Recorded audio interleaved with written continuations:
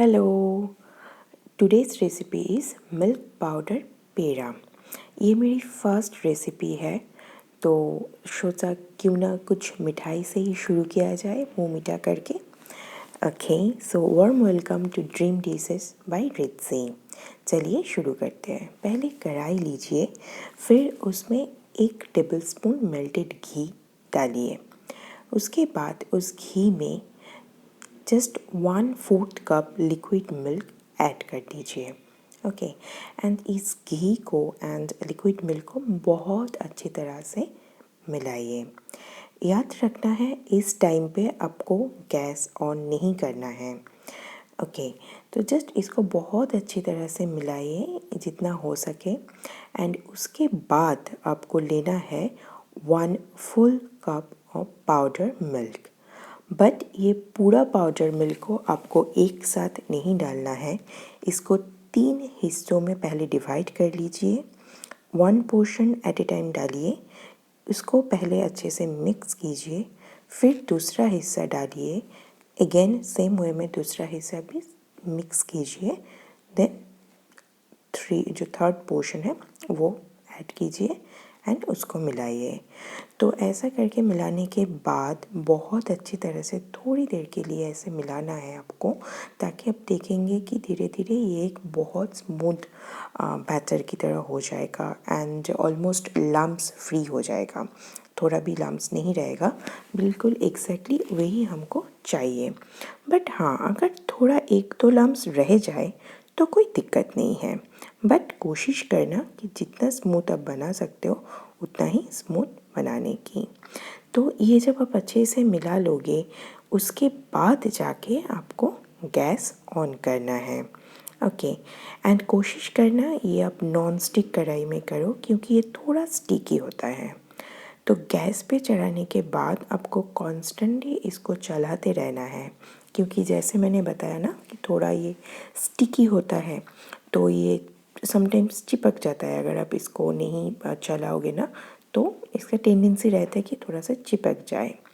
तो ऐसे आप कॉन्स्टेंटली इसको चलाते रहना एंड धीरे धीरे आप देखोगे थोड़ा थिक होने लगेगा। तो उस टाइम पे आपको 1/4 कप पाउडर शुगर देना है। ओके, अगर आपके पास मेज़रिंग कप नहीं है तो आप कोई भी एक कप ले लो, नॉर्मल जैसे हम जो चाय पीते हैं, कोई भी एक कप ले लेना एंड उस कप के हिसाब से सारे चीज़ को आप मेज़र करना।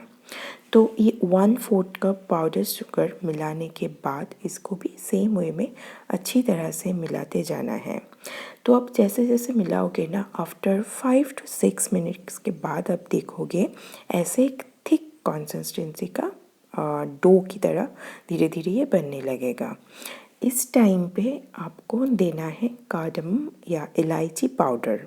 ओके, अब नाउ इलायची इज़ माई फेवरेट, स्पेशली ये जो पेड़ा है ना, इसमें इलायची फ्लेवर मुझे बहुत अच्छा लगता है।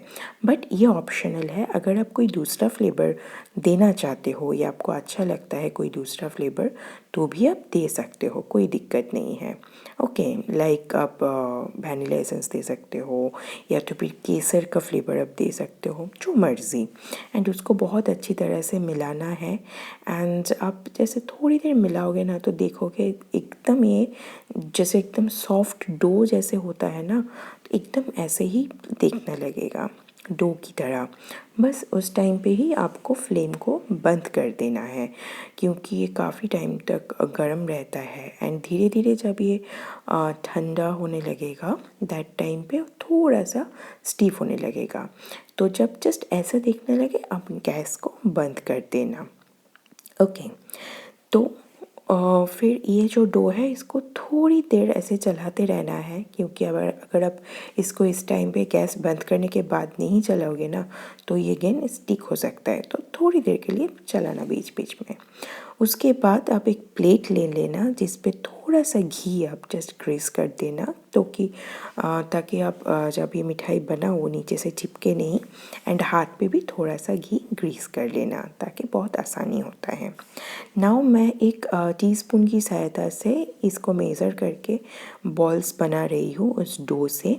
बट ये कोई ज़रूरी नहीं है, आप अपने हिसाब से भी कोई दूसरा स्पून यूज़ करके, या तो फिर अगर आप खुद ऐसे हाथ से भी ऐसे बॉल्स बना सकते हो।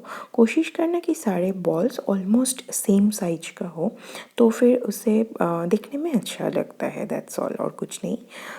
ओके, तो ऐसे मैंने सारे बॉल्स बना लिए हैं। तो जो मैंने डो बनाया था उससे करीबन 10 से 12 ऐसे स्वीट्स हुए हैं।